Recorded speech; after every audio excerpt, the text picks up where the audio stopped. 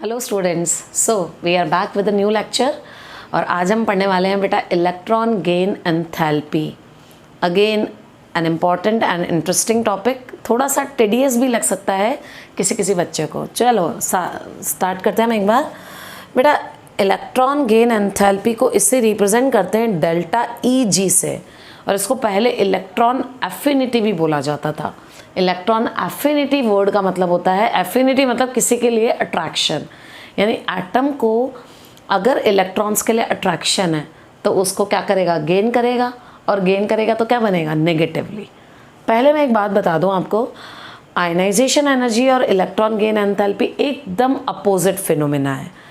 Ionization energy में हम electron निकालते थे एटम से बाहर और एटम को क्या बना देते थे, कैटायन।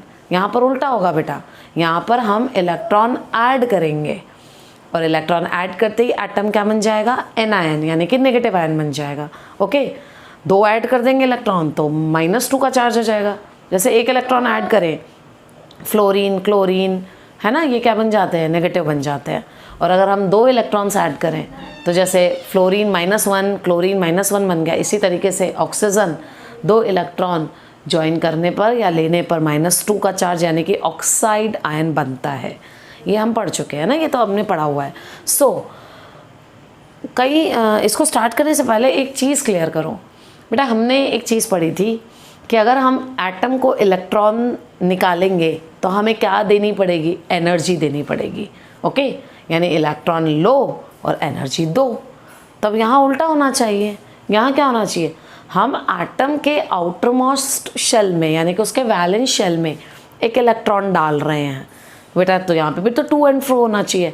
पहले हमें इलेक्ट्रॉन की ज़रूरत थी तो हमने एनर्जी दी और इलेक्ट्रॉन लिया, उस एनर्जी को हमने बोला आयनाइजेशन एनर्जी। तो अभी हम क्या करने वाले हैं, अभी हम उल्टा करने वाले हैं। तो जब अब हम एटम को हम इलेक्ट्रॉन दे रहे हैं तो एटम को हमें क्या देना चाहिए, एनर्जी बेटा। लेकिन कई बार तो कायदे से प्रोसेस में यही होना चाहिए कि एटम हमें एनर्जी दे दे क्योंकि हमने उसे बदले में इलेक्ट्रॉन दिया है। लेकिन बेटा कुछ एटम्स ऐसे होते हैं जिन्हें इलेक्ट्रॉन चाहिए ही नहीं, वो मना कर देते हैं, हमें नहीं चाहिए। तो इन सच केस ये प्रोसेस में एनर्जी भी हमें देनी पड़ेगी और इलेक्ट्रॉन भी हमें ही डालना पड़ेगा। For example helium neon argon, जैसे पहले उन्हें इलेक्ट्रॉन देना नहीं था, तो बेटा अभी भी वही बात है, उन्हें इलेक्ट्रॉन लेना नहीं है। हम पहुंच गए इलेक्ट्रॉन लेकर हीलियम के पास, ले लो भाई इलेक्ट्रॉन और हमें एनर्जी दे दो, वो मना कर देगा, वो मुझे नहीं चाहिए तुम्हारा कोई इलेक्ट्रॉन, क्योंकि मैं तो फुलफिल्ड ऑलरेडी हूँ, तो मैं क्यों अपनी फुलफिल्ड स्टेबिलिटी डिस्टर्ब करूँ। लेकिन हम तो नहीं पहुँच गए, हम तो इलेक्ट्रॉन लेकर आए हैं, तेरे को लेना पड़ेगा, वो मना करे जा रहा है बेटा। कोई जना मना करने जा रहा है और आपको वो उसको चीज़ देनी है, तो क्या होगा, फिर एनर्जी भी आपको ही लगानी पड़ेगी। यानी कि ये टॉपिक थोड़ा सा ट्विस्टेड है, क्योंकि इसमें अगर एटम मर्जी से इलेक्ट्रॉन एक्सेप्ट करता है तो वो हमें एनर्जी देता है, and then the process is called as exothermic. और अगर उल्टा हो जाए, वो इलेक्ट्रॉन लेना ही नहीं चाह रहा, लेकिन हमारा मूड हो गया, नहीं नहीं भाई आज तो तुझको देकर जाएंगे, हम बड़े दूर से आए हैं तेरे लिए इलेक्ट्रॉन लेकर, पकड़ो अपना इलेक्ट्रॉन। एटम मना करे जा रहा है, तो जब बेटा ज़बरदस्ती कर आओगे ना तो एनर्जी का खर्चा भी आपका लगेगा, यानी the process will be endothermic. In such case जब आपको ही देना पड़े ज़बरदस्ती तो एंडोथर्मिक।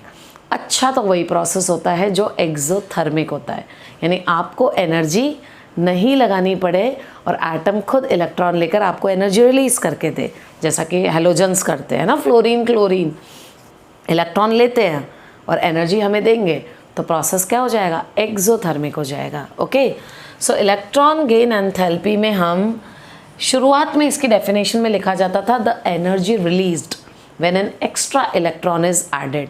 पर बेटा कई बार ये रिलीज़ नहीं होती, हमें देनी पड़ती है, तो इस वजह से उस रिलीज वर्ड को चेंज कर आज क्या लिखते हैं, द एनर्जी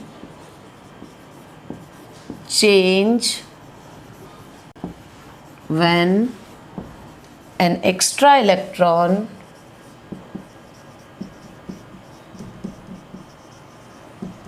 is added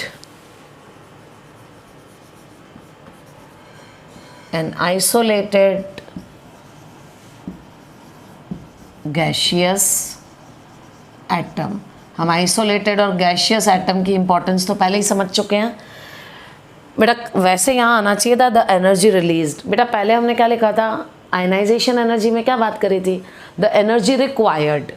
हमें ये एनर्जी चाहिए ताकि हम एटम के इलेक्ट्रॉन को बाहर निकाल सकें। अभी प्रोसेस उल्टा है, तो कायदे से होना चाहिए था एनर्जी रिलीज्ड, बट क्योंकि sometimes the atom don't wishes to take the electron and that's why it is indicated as change, the energy change. यानी एटम की एनर्जी में क्या चेंज आता है जब हम एक एक्स्ट्रा इलेक्ट्रॉन ऐड करते हैं उसके एटम में, ओके, उसका आउटर मोस्ट में ही ऐड करेंगे।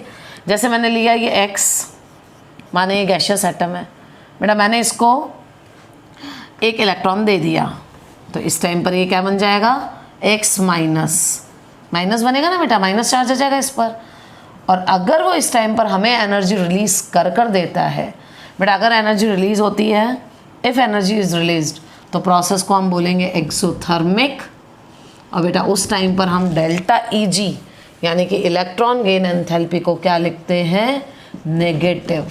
बेटा ये ट्रेंड है केमिस्ट्री में कि अगर कोई सिस्टम या कोई एटम एनर्जी निकाल कर हमें देता है तब उसकी एनर्जी को नेगेटिव से इंटरप्रेट करते हैं।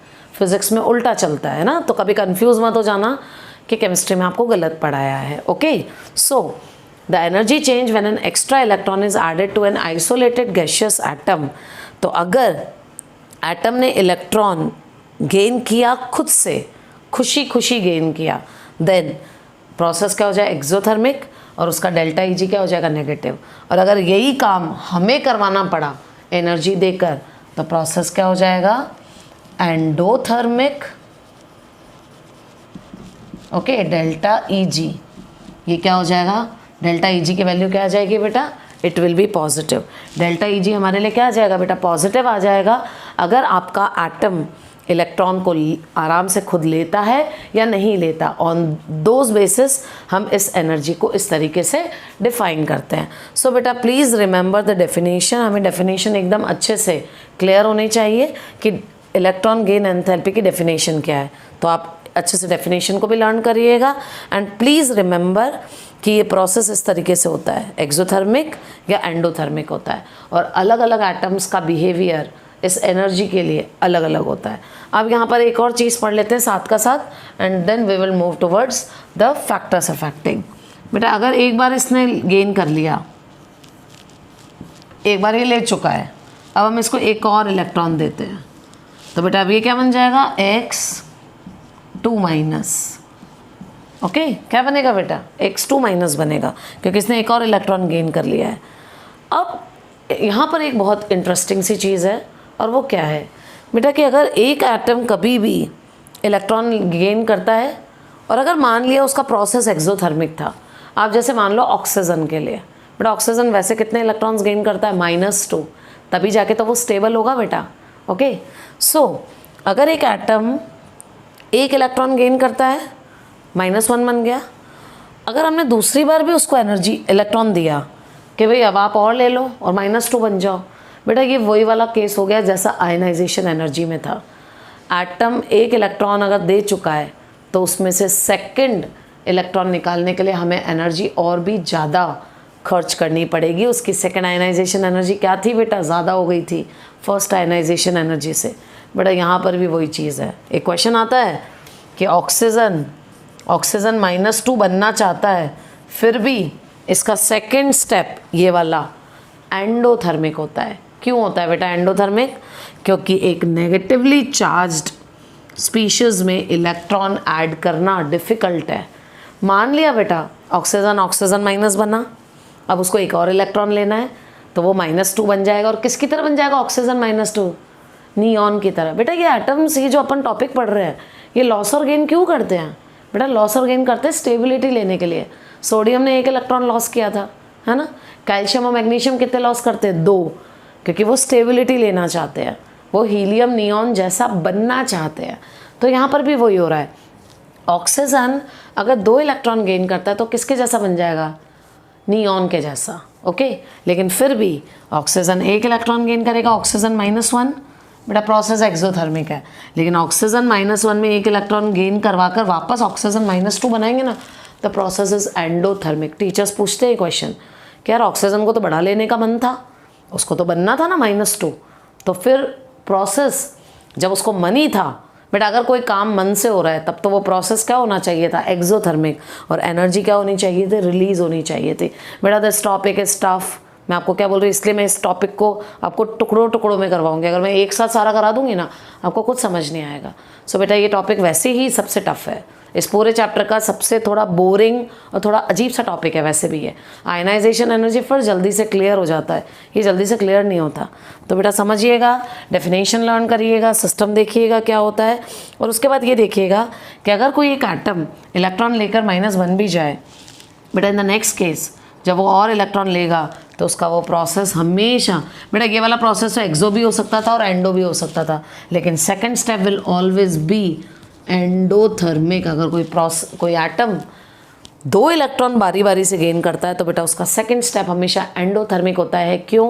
क्योंकि सेकंड स्टेप में you are going to add an electron to a negatively charged species, और ये एक दूसरे को क्या करते हैं, रिपेल करते हैं। बेटा जब धक्का मुक्की होता है ना तो एनर्जी हमें देना पड़ता है। बेटा ये दोनों मिलकर -2 बनाना चाह भी रहे हैं, फिर भी अपोजिट है मामला। अपोजिट क्यों है? क्योंकि इन दोनों का चार्ज सेम है। चार्ज सेम होने की वजह से ये एक दूसरे को रिपेल करते हैं और आसानी से इलेक्ट्रॉन का एडिशन चाह कर भी नहीं हो पाता। That's why the second electron gain enthalpy of oxygen will be positive. बेटा पॉजिटिव होगी क्योंकि प्रोसेस हमारा क्या हो गया है, एंडोथर्मिक हो गया। ये क्वेश्चन आता है कि इसका फर्स्ट स्टेप का तो नेगेटिव है और सेकंड स्टेप का पॉजिटिव है। ओके, सो बेटा this is the brief introduction. वो ही अपने आप में थोड़ा सा टफ है, एंड हम फिर आगे फैक्टर्स अफेक्टिंग पढ़ेंगे। सो बेटा इलेक्ट्रॉन गेन एंथैल्पी पढ़ चुके हैं, अब हम factors affecting electron gain enthalpy पढ़ रहे हैं। So the first factor is atomic size, then nuclear charge and then electronic configuration. बेटा अगर आपको आयनाइजेशन एनर्जी क्लियर हुआ हो, है ना, पहले वाला टॉपिक, तो अब आपको ये वाले टॉपिक में इसमें प्रॉब्लम नहीं आएगी। सोच के देखिए, अगर एटम का साइज़ जैसे जैसे छोटा होता जाए सपोज़, तो इलेक्ट्रॉन के लिए फोर्स ऑफ अट्रैक्शन बढ़ेगा क्योंकि न्यूक्लियस को इलेक्ट्रॉन्स पसंद होते हैं। That's why as the size decreases, जितना छोटा साइज़ होगा उतना ही ज़्यादा इलेक्ट्रॉन आसानी से वो गेन करेगा और एनर्जी भी उतनी ही ज़्यादा रिलीज़ करेगा। Okay, so delta Eg is inversely proportional to atomic size. Okay, inversely proportional हम कैसे रिलेट कर रहे हैं बेटा, कि अगर एटॉमिक साइज आपका, मैं इसको छोटा मान के पढ़ रही हूँ, अगर ये छोटा है तो डेल्टा Eg क्या होगा, ज़्यादा। अगर ये कम है तो ये क्या होगा, ज़्यादा। यानी अगर एटॉमिक साइज छोटा है तो जैसे जैसे साइज़ छोटा हो जाएगा, न्यूक्लियस उस इलेक्ट्रॉन के लिए फोर्स ऑफ अट्रैक्शन रखेगा और ज़्यादा एनर्जी रिलीज़ होगी। यही तो पढ़ा था ना, एक्सोथर्मिक, ज़्यादा एनर्जी रिलीज़ होगी। तो अगर हम लेफ़्ट टू राइट बात करें इन अ पीरियड, तो साइज़ क्या होता जाता है, छोटा, and that's why more negative value will be released, more negative value of energy will be released. Done. Now the nuclear charge. बेटा नेक्स्ट टॉपिक है हमारा न्यूक्लियर चार्ज। जेड इफेक्टिव जितना ज़्यादा बढ़ेगा, जितना ज़्यादा जेड इफेक्टिव बढ़ेगा, यानी न्यूक्लियस का फोर्स ऑफ अट्रैक्शन होता है ना, जेड इफेक्टिव क्या होता है, the net force of attraction by the nucleus towards it's electrons. तो अगर जेड इफेक्टिव इंक्रीज होगा तो डेल्टा Eg भी इंक्रीज होगा। ओके, ये सिंपल है बेटा, इस पर ज़्यादा बहुत ऐसा डिफिकल्ट नहीं है, आप ना इसको बहुत ईजी लेके पढ़ना। आप जितना परेशान होकर इस टॉपिक को पढ़ोगे कभी क्लियर नहीं होगा, इसलिए आप इसको अभी एक बार में जितना समझ में आए उतना पढ़ लें, छोड़ दें। आगे जैसे जैसे रिलेट करेंगे कभी आगे चैप्टर्स में, ये धीरे धीरे क्लियर होगा। बेटा इट इज़ कंसिडर्ड, मैंने आपको बोला ये टफ टॉपिक है, एक बार में क्लियर नहीं होता, तो आप इसको आराम से धीरे धीरे पढ़ें। इलेक्ट्रॉनिक कॉन्फ़िगरेशन, बेटा वहाँ क्या बात करी थी, आयनाइजेशन एनर्जी में जिसके हाफ फिल्ड या फुल फिल्ड होगी वो आसानी से इलेक्ट्रॉन नहीं देगा और हमें ज़्यादा एनर्जी देकर इलेक्ट्रॉन निकालना पड़ेगा। बेटा यहाँ पर भी वैसा ही एप्लीकेबल है पर थोड़ा अपोजिट है। यहाँ पर अगर इलेक्ट्रॉन हाफ, मतलब आपका एटम हाफ फिल्ड या फुल फिल्ड है तो क्या वो इलेक्ट्रॉन लेगा, नहीं, उसको तब देना भी नहीं था तो अब लेना भी नहीं है। हाफ फिल्ड या फुल फिल्ड वाले आपका आसानी से इलेक्ट्रॉन आपके क्या करेंगे, नहीं लेंगे, एक्सेप्ट नहीं करेंगे, क्योंकि वो अपनी फुलफिल्ड स्टेबिलिटी या स्टेबल इलेक्ट्रॉनिक कॉन्फ़िगरेशन को डिस्टर्ब नहीं करते। बेटा उस रीज़न की वजह से इनकी electron gain enthalpy negative value बहुत कम हो जाती है, या ये कहें कि इनका डेल्टा Eg काफ़ी लेस होता है, या तो लेस होता है या फिर क्या होता है, ज़ीरो होता है। अगर मैं बात करूँ सेकेंड ग्रुप की ओके, और नोबल गैसेस की। ओके, ये दोनों के ही दोनों फुलफिल्ड एमिटर। याद है सेकंड ग्रुप बेरिलियम मैग्नीशियम वाला, उनका एस पूरा भरा हुआ होता है और नोबल गैसेस का पी पूरा भरा हुआ होता है ना। तो इलेक्ट्रॉनिक कॉन्फ़िगरेशन पे नज़र डालें तो साफ दिखेगा, अरे भाई इन्हें तो इलेक्ट्रॉन लेना ही नहीं है, और जब इन्हें इलेक्ट्रॉन लेना ही नहीं है तो इनकी डेल्टा ईजी बहुत कम या ज़ीरो मानी जाती है। तो बहुत कंफ्यूज ना हो, क्योंकि ना प्रॉब्लम क्या पता है इस टॉपिक में, आयनाइजेशन एनर्जी और इलेक्ट्रॉन गेन एंथैल्पी दोनों अपोजिट टॉपिक है। एक में हम इलेक्ट्रॉन दे रहे हैं, एक में से ले रहे हैं, बट स्टिल ये वाले जो फैक्टर्स हैं ना, ये सिमिलर पैटर्न पर वर्क करते हैं। बड़ा छोटा साइज़ होगा तो इलेक्ट्रॉन निकालना मुश्किल होगा, तो आयनाइजेशन एनर्जी क्या होगी, ज़्यादा होगी। और अगर छोटा साइज़ होगा तो इलेक्ट्रॉन आसानी से एक्सेप्ट करेगा, तो भी डेल्टा ईजी ज़्यादा होगा। यानी अपोजिट फिनोमेना होते हुए भी डायरेक्शन एक ही है। सो हमने बेटा इनको तो अभी पढ़ा फैक्टर्स अफेक्टिंग ये तीनों को। अब हम ज़रा इसका वेरिएशन भी देख लेते हैं। Okay, that will be the last one.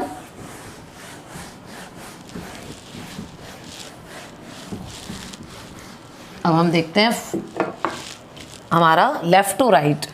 बेटा लेफ़्ट टू राइट हम बात करें यानी इन अ पीरियड, ऐसे हमने उसमें भी पढ़ा था ना आयनाइजेशन एनर्जी में। और अगर हम बात करें top to bottom, top to bottom हम कहाँ चलते हैं, in a group. Just have a look. बेटा अगर मैं बात करूँ लेफ़्ट टू राइट, अभी भी हम कह रहे हैं हम इसमें सिर्फ एस ब्लॉक और पी ब्लॉक को ही देख रहे हैं, डी और एफ ब्लॉक को नहीं पढ़ रहे बेटा, वो कॉम्प्लिकेटेड है मामला। बेटा on moving from left to right size क्या होता है, छोटा छोटा छोटा छोटा छोटा, जितना छोटा होता जाएगा न्यूक्लियस वहीं आ गया एक तरीके से। जितना छोटा साइज होता है न्यूक्लियस का फोर्स ऑफ अट्रैक्शन क्या हो जाता है, ज़्यादा, और न्यूक्लियस का फोर्स ऑफ अट्रैक्शन ज़्यादा होगा तो डेल्टा ईजी बढ़ेगी। यानी on moving from left to right delta EG की नेगेटिव वैल्यू, बेटा डेल्टा वैल्यू तो बढ़ेगी पर वो नेगेटिव में अपन इंटरप्रेट करते हैं ना अगर एक्सोथर्मिक प्रोसेस है। तो जो डेल्टा ईजी की नेगेटिव वैल्यू इंक्रीज होगी left to right as Z effective is increasing. Z effective क्या हो रहा है बेटा, बढ़ रहा है। जेड इफेक्टिव बढ़ने की वजह से न्यूक्लियस का फोर्स ऑफ अट्रैक्शन बढ़ जाता है। हालांकि लेफ्ट टू राइट में थोड़े एक्सेप्शंस हैं बट आपको अभी रिलेट नहीं करने हैं। जितने एक्सेप्शंस हमने आयनाइजेशन एनर्जी में रिलेट किए वो अभी नहीं कर रहे हैं हम रिलेट, है ना। आप इसको बहुत ईजी तरीके से पढ़ो। And when I am talking about top to bottom that means हम जब ग्रुप की बात कर रहे हैं बेटा, ग्रुप में ऊपर से नीचे जाने पर साइज़ क्या होता है, बढ़ता जाता है। जब साइज़ बढ़ रहा है तो इलेक्ट्रॉन के लिए फोर्स ऑफ अट्रैक्शन नहीं होगा बेटा, क्योंकि जैसे जैसे शेल बढ़ते जा रहे हैं इलेक्ट्रॉन बहुत दूर ऐड हो रहा है तो न्यूक्लियस को इतना ज़्यादा उसके लिए अट्रैक्शन नहीं है, और अट्रैक्शन नहीं है तो एनर्जी भी कम रिलीज़ करेगा। दैट्स वाई डेल्टा ईजी की नेगेटिव वैल्यू, बेटा मैंने अभी यहाँ पर उन्हीं की बात करी है जो इलेक्ट्रॉन लेना चाह रहे हैं, तो बेटा डेल्टा ईजी की negative value top to bottom जाने पर डिक्रीज होती है। Okay, so left to right जाने पर ये इंक्रीज होता है और टॉप टू बॉटम डिक्रीज होता है। आयनाइजेशन एनर्जी में भी यही ट्रेंड था, टॉप टू बॉटम डिक्रीज हुई थी, लेफ्ट टू राइट बढ़ी थी। कहा ना फिनोमिनाज अपोजिट है लेकिन ट्रेंड सेम है। लेफ्ट टू राइट बेटा सिर्फ साइज डिक्रीज होता है, बाकी आयनाइजेशन एनर्जी भी बढ़ती है और इलेक्ट्रॉन गेन एंथैल्पी यानी कि डेल्टा ईजी भी इंक्रीज होता है। अब इस कॉन्सेप्ट में हम एक क्वेश्चन है कुछ खास है, एक एक्सेप्शनल केस है, वो भी हम ज़रूर रिलेट कर लेते हैं। हालांकि वो 12th में भी पढ़ाया जाता है और 11th में भी टीचर्स उस पर क्वेश्चंस पूछते हैं। सो बेटा आप इसको थोड़ा सा इजी लेकर इतना ही पढ़ें अभी। नाउ एक इम्पॉर्टेंट, अभी भी मैंने बोला लेफ़्ट टू राइट तो बढ़ती है और टॉप टू बॉटम क्या होती है, डिक्रीज होती है। Just have a look.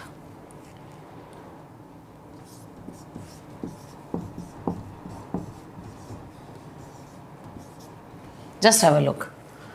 बेटा लेफ़्ट टू राइट बढ़ती है बिना किसी डाउट के, और टॉप टू बॉटम डिक्रीज होती है। उस हिसाब से लगाएं तो सबसे ज़्यादा किसकी होनी चाहिए, एक बार आप हीलियम नियॉन को छोड़ दो, है ना, क्योंकि उन्हें तो ना तो इलेक्ट्रॉन लेना होता है ना देना होता है, तो उनकी तो वैसे भी बेटा पॉजिटिव आती है। डेल्टा ईजी याद है, उनकी तो पॉजिटिव आती है। मैं बता दूँ ग्रुप 2 की एक नोबल गैस की और एक अकेले नाइट्रोजन की पॉजिटिव आती है, थोड़ा एक्सेप्शनल केस है। सो इनको छोड़ते हैं बेटा, अभी मैं इन दोनों को कंपेयर कर रही हूँ। लेफ़्ट टू राइट बढ़ती है और टॉप टू बॉटम डिक्रीज होती है। अभी मैंने लिखा भी था यहाँ पे, अब तो मैंने मिटा दिया है। टॉप टू बॉटम डिक्रीज होती है, उस हिसाब से हमें लग रहा है फ्लोरीन की हाईएस्ट नेगेटिव वैल्यू होनी चाहिए थी, लेकिन नहीं बेटा, क्लोरीन की हाईएस्ट नेगेटिव वैल्यू होती है।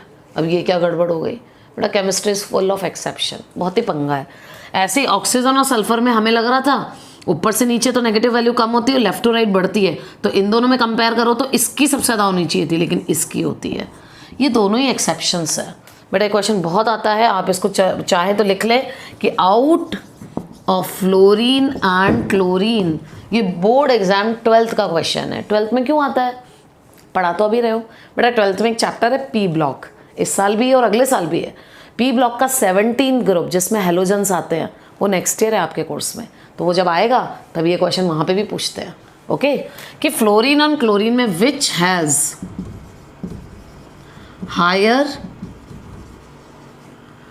Delta Eg and why, this is the question. आपको बेटा ये सिमिलर क्वेश्चन ऑक्सीजन और सल्फर में भी पूछ सकते थे, और कितनी बार वो ये भी पूछ लेते हैं कि ऐसा लगता है फ्लोरीन और क्लोरीन में हाईएस्ट तो फ्लोरीन की होनी चाहिए, बट बेटा हाईएस्ट पता है किसके होती है, याद रख लेना पूरी पीरियोडिक टेबल में highest electron gain enthalpy chlorine की होती है। क्यों, बात तो फ्लोरीन की। बेटा इसमें एक इशू है थोड़ा सा, फ्लोरीन और ऑक्सीजन, याद है लेफ्ट टू राइट साइज, एक तरफ तो हम पता क्या बोलते हैं, जितना साइज छोटा होगा इलेक्ट्रॉन के लिए फोर्स ऑफ अट्रैक्शन बढ़ेगा न्यूक्लियस का, लेकिन इनका कुछ ज़्यादा ही छोटा साइज हो जाता है और वही छोटा साइज इनकी जान का दुश्मन बन जाता है। कैसे बेटा, ऑक्सीजन और फ्लोरीन की साइज़ इतनी ज़्यादा छोटी हो गई कि न्यूक्लियस भी वहीं बैठा है। देखना ज़रा, इन दोनों की साइज़ इतनी छोटी हो गई कि न्यूक्लियस भी वहीं है और इसके इलेक्ट्रॉन्स भी यहीं हैं सारे। तो जैसे कोई नया इलेक्ट्रॉन यहाँ आता है ऐड होने के लिए, ऑलरेडी एग्जिस्टिंग इलेक्ट्रॉन इसको बाहर से धक्का मारना स्टार्ट हो जाते हैं। स्मॉल साइज़ कुछ ज़्यादा ही छोटी हो गई, माना छोटी साइज़ होती तो डेल्टा Eg की वैल्यू ज़्यादा आनी चाहिए थी। ओके, लेकिन छोटी साइज़ की वजह से ऑक्सीजन और फ्लोरीन में आने वाले इलेक्ट्रॉन के लिए इतना रिपल्शन क्रिएट हो जाता है कि इतनी एनर्जी रिलीज़ नहीं हो पाती। ओके, प्लीज़ आप इसके आंसर को ऐसे याद कर लें कि एक ही आंसर लिख कर आना, किसकी ज़्यादा होती है, क्लोरीन की ज़्यादा होती है। फ्लोरीन की क्यों नहीं होती, because small size of fluorine repel the incoming electron, यानी वो जो नया इलेक्ट्रॉन आ रहा है उसको ऑलरेडी उसकी छोटी साइज आने वाले इलेक्ट्रॉन को क्या करना स्टार्ट कर देती है बेटा, रिपेल करना स्टार्ट कर देती है, और इस वजह से वो चाह कर भी उतनी एनर्जी रिलीज नहीं कर पाता जितनी करनी चाहिए थी। पूरा टॉपिक पढ़ा हमने बेटा, electron gain enthalpy, factors affecting, और क्वेश्चंस भी देखे। पर मैं आपको अभी भी एक ही बात बोलूँगी, ये टॉपिक कम समझ में आएगा आपको, जितना एक बार इजीनेस से समझ में आ जाए आप उसको उतना लर्न कर ले, क्योंकि this is the repeated question, ये सबसे ज़्यादा पूछा जाता है और इसलिए मैंने इसका आंसर भी लिख दिया। और यही अगर फ्लोरीन और क्लोरीन में ऑक्सीजन और सल्फर को कंपेयर करते तो हमारे हिसाब से ऑक्सीजन की ज़्यादा होनी चाहिए थी, लेकिन आंसर क्या आता, सल्फर, क्योंकि ऑक्सीजन की छोटी साइज़ आने वाले इलेक्ट्रॉन को क्या करती है, रिपेल करती है। ओके, और ऑक्सीजन की तो बेटा इतनी कम हो जाती है कि पूरे ग्रुप में सबसे कम ऑक्सीजन की है, इसमें तो फिर भी फ्लोरीन और क्लोरीन की इंटरचेंज होती है। थोड़ा है कॉन्सेप्ट ना, धीरे धीरे समझ में आएगा। सो अभी इसको आप इसी पैटर्न से लर्न कर लें। ओके, सो मैंने आपको बेटा क्वेश्चन भी करवा दिया जो सबसे ज़्यादा पूछा जाता है। And please remember, highest electron gain enthalpy पूरी पीरियोडिक टेबल में किसकी होती है, हाईएस्ट। ये बहुत बड़ी गलती होती है आपसे। हाईएस्ट डेल्टा Eg किसका है बेटा, क्लोरीन का है। क्लोरीन सबसे ज़्यादा आसानी से इलेक्ट्रॉन गेन करता है। Okay, so that is all about the electron gain enthalpy. अब हम नेक्स्ट टॉपिक अगले वीडियो लेक्चर में कंप्लीट करेंगे। Thank you so much.